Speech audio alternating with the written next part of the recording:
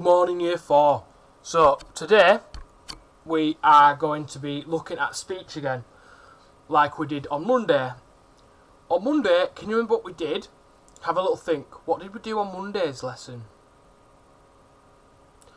Yes, so we looked at speech, and we looked at all the components that we use when we're writing speech. And so, today, I said we are going to focus on the reporting clause. So what I would like you to do is have a think, what is the reporting clause in speech? Pause the video and have a think of that now. Okay, so you should have thought about what the reporting clause is in speech. And the reporting clause is the end of the speech that tells you who has said the speech. So why is it used? So it's used so that for example, in a story or a script or something, we know exactly who says which bit of speech. So we don't get confused and we know who's talking to who. So we need to now think about where we can actually find the reporting clause. Do we know where the reporting clause is in speech? So if we don't, we're going to explore this, and we're going to have a look at. I've got some examples of speech, and we're going to have a look at them all and see where the reporting clause is in each of the speeches. So, to start,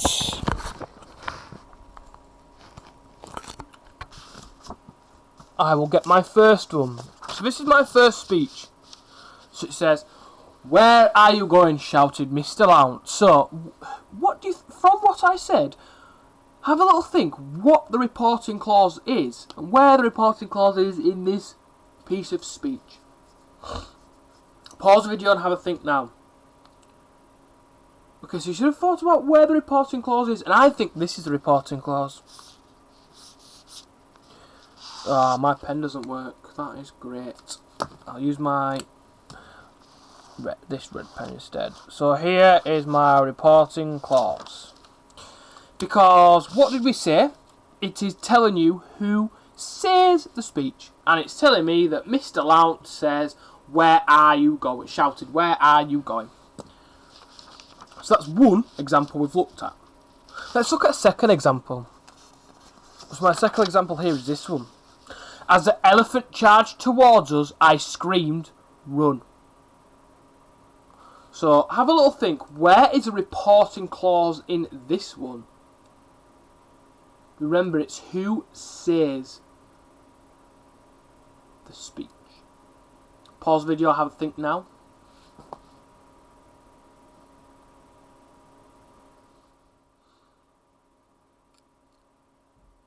So, we were thinking where the reporting clause is in this speech, and it's here.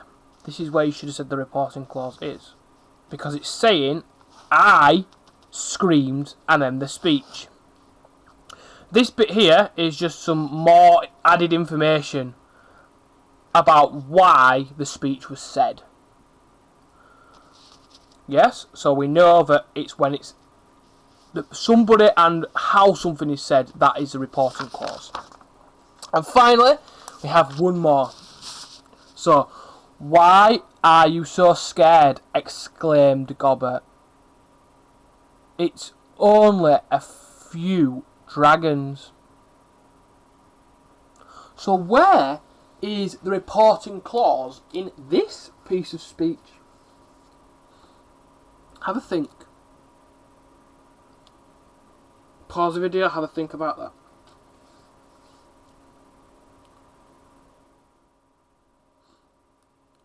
Okay, so you should have now thought about where the speech is. Where the reporting clause is in this speech. Yes, it is here. And that is where the reporting clause is. So now let's get them all back. Hopefully we can see them all on the screen. So, what do you notice? Have a little think. What do you notice about all these sentences of speech? Have a look at where the reporting clauses in each of these. Have a think about that for me now. So yes, we have found that the reporting clause in the first one that I did was right at the end, which generally the reporting clause will be at the end. That is when that is the place where you most see a reporting clause, is at the end of the speech. But then we found it's at the start of the speech in the second example, and in the third example this was in the middle of the speech because there's two lots of speech. So we know that when we're doing speech, the reporting clause can come at the start, at the end, or in the middle. So now we have answered the question, where can you find the reporting clause?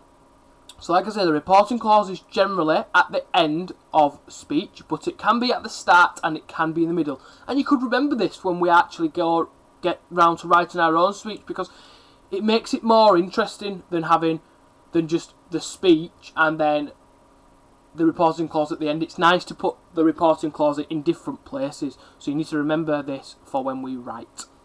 So now we're going to do some activities. So first of all, you need to have a look at your worksheet. And on your worksheet you have a few things to do today. The first, I will put you back on me actually.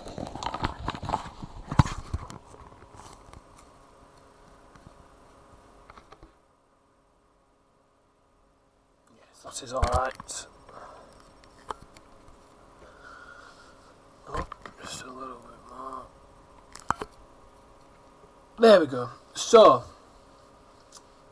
on your worksheet, that's what I was talking about, your worksheet. So, the first thing that you will be doing is, the first thing on there is you need to highlight the things that are not spoken. So what I would like you to do is highlight the parts of the sentences that are not being spoken. Pause the video and do that now.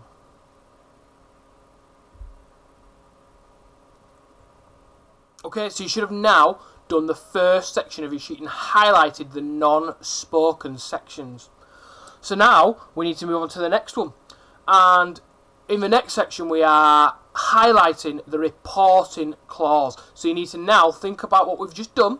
Think about where after you can see the reporting clause, read each sentence and find the reporting clause and highlight it. Remember, it might not be all of the non-spoken part of speech of the sentences, but it will be some of it. So remember to highlight the reporting clause. So do that now. Pause the video and have a go at that.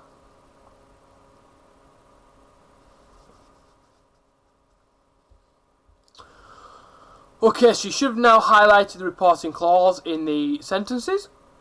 Next, we have, again like yesterday, we have a box and it's got a picture of a person and they're saying some speech.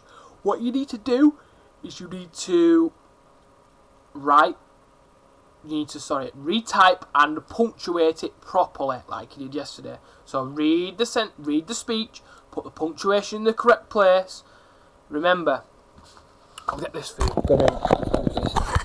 So remember the hand of punctuation. Sorry, the hand of speech. So remember when we're punctuating to use this.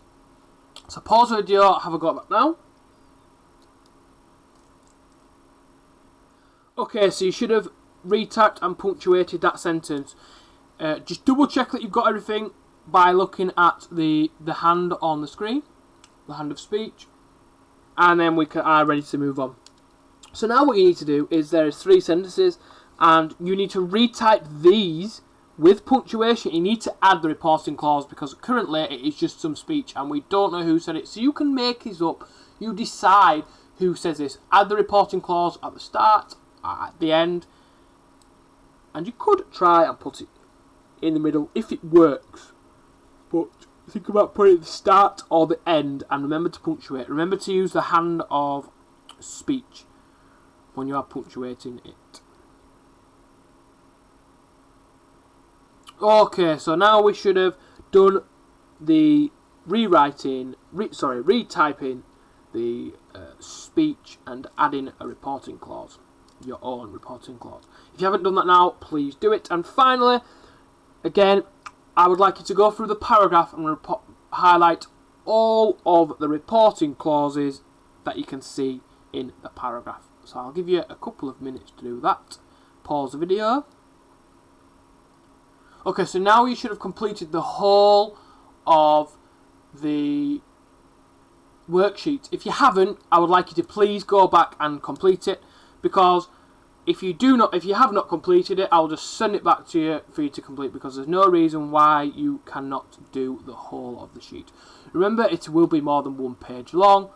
Double check you've completed everything, because if not, I will just send it straight back to you for you to do again. Okay, so that is the end of today's lesson.